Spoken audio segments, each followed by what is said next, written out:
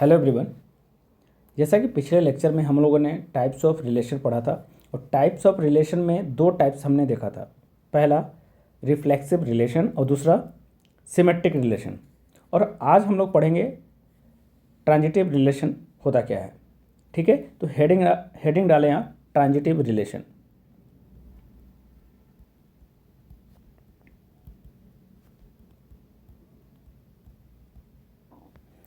ठीक है, अब इसको समझने के लिए एक बार इसके डेफिनेशन को देखते हैं कि इसका डेफिनेशन क्या बोलता है। तो यहाँ समझें आप, यहाँ डेफिनेशन में लिखा हुआ है कि a relation R on a set ए।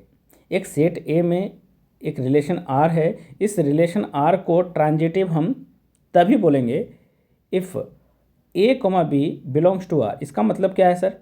तो इसका मतलब है कि एक order pair A comma B है जो रिलेशन आर का पार्ट है, and B comma C belongs to R का मतलब एक order pair B comma C जो रिलेशन आर का भी पार्ट है।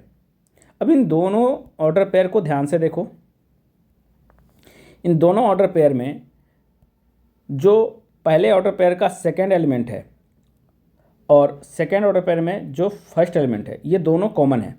मतलब कि अगर ये ऑर्डर पेयर ले रहे हैं तो इसका एंडिंग एलिमेंट से स्टार्ट होने वाला जो भी ऑर्डर पेयर होगा, उस कॉमन एलिमेंट को हटाने के बाद जो एलिमेंट बचेगा उसका ऑर्डर पेयर इस रिलेशन आर में प्रेजेंट होना चाहिए, तभी जाके हम अपन बोलेंगे कि ये रिलेशन ट्रांजिटिव होगा, अदरवाइज नहीं।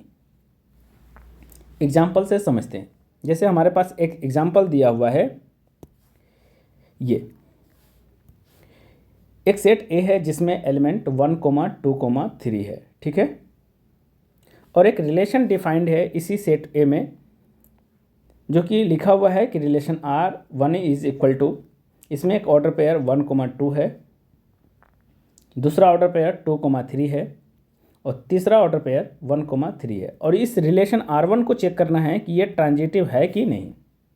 ठीक है, अब रिलेशन को ट्रांजिटिव चेक करने के लिए सबसे पहले एक एक ऑर्डर पेयर को चेक करते हैं। तो 1,2 को चेक करते हैं। 1,2 और 2 से स्टार्ट होने वाला कोई भी ऑर्डर पेयर है क्या? हाँ है ना, 2,3। अब इस दोनों ऑर्डर पेयर में जो भी कॉमन एलिमेंट है उसको हटा दो। जैसे 2 है तो 2 हटा दो। अब हटाने के बाद जो एलिमेंट बच रहे हैं उसका ऑर्डर पेयर क्या बनेगा? इसका ऑर्डर पेयर बनेगा 1,3। अगर ये 1,3 इस रिलेशन में प्रेजेंट है तो फिर बोलेंगे कि R1 क्या है? ट्रांजिटिव रिलेशन है। अगर 1,3 प्रेजेंट नहीं होता तो फिर बोलते हैं कि ये रिलेशन ट्रांजिटिव नहीं है। इसको और डिटेल में समझने के लिए एक दूसरा एग्जांपल लेते हैं। जैसे एक सेट ए है जिसमें एलिमेंट 2, 4, 6, 8 है। ठीक है, अब हमने एक रिलेशन डिफाइन किया सेट ए के लिए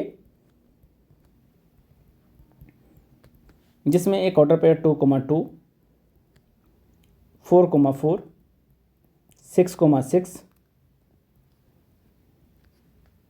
8,8, 2,4, 4,6 और 6,4, ये ऑर्डर पेयर हमने एक रिलेशन में रखा है। अब इस रिलेशन आर को डिफाइन करना है कि ये ट्रांजिटिव है कि नहीं। पहले ट्रांजिटिव चेक करते हैं। तो चेक कीजिए। देखिए 2,2 के लिए तो दिक्कत है ही नहीं। क्यों नहीं दिक्कत है? क्योंकि 2,2 और 2 से स्टार्ट होने वाला 2 ही है, तो खुद में ये ट्रांजिटिव होगा। 2,2 या 4,4 या 6,6 या 8,8 ये खुद में ट्रांजिटिव होगा। दिक्कत किस में आती है? तो डिफरेंट एलिमेंट में। अब इसमें चेक करते हैं 2,4, तो 4 से स्टार्ट होने वाला ऑर्डर पेयर कौन सा है? ये। तो जो कॉमन है उसको हटा दो। जैसे ही हटाया तो नया ऑर्डर पेयर हमारा क्या बनेगा? यहाँ से 2,6। अगर 2,6 इस रिलेशन में है तो ये रिलेशन ट्रांजिटिव होगा। अगर नहीं है, जो कि इस रिलेशन में 2,6 कहीं नहीं दिख रहा है, इसका मतलब ये रिलेशन ट्रांजिटिव नहीं है। यह रिलेशन ट्रांजिटिव नहीं है। ठीक है, तो यहाँ लिख लो ट्रांजिटिव नहीं है। ठीक है, अगर इसी रिलेशन को अपना पिछले वाले लेक्चर से कनेक्ट करें और चेक करें कि रिफ्लेक्सिव है कि नहीं, सिमेट्रिक है कि नहीं, तो ये भी चेक कर लेते हैं।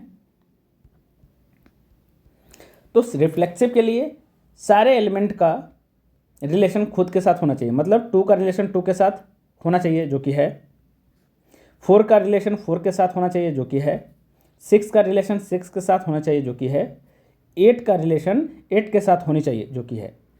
इसका मतलब रिफ्लेक्सिव तो है, रिफ्लेक्सिव है, तो यहाँ लिख ले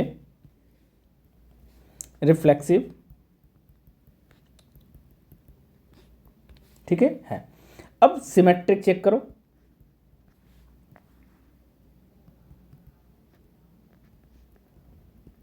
सिमेट्रिक, सिमेट्रिक का कंडीशन क्या है? अगर ऑर्डर पेयर 2,2 है तो इसका रिवर्स ऑर्डर पेयर भी होना चाहिए। तो 2,2 खुद में रिवर्स है, 4,4 खुद में रिवर्स है, और 6,6 या 8,8 ये खुद से रिवर्स अगर करेंगे तो ये खुद का ऑर्डर पेयर बनेगा। तो ये तो है। अब 2,4 को देखते हैं एक बार, 2,4 को देखते हैं। अब जैसे 2,4 देखा तो क्या 4,2 है? इसका रिवर्स ऑर्डर पेयर 4,2 है क्या? तो 4,2 नहीं है। तो जब 4,2 है, 4,2 नहीं है तो आगे चेक करने की ज़रूरत ही नहीं, क्योंकि अब यहाँ से रिलेशन ट्रांजिटिव तो बना ही नहीं।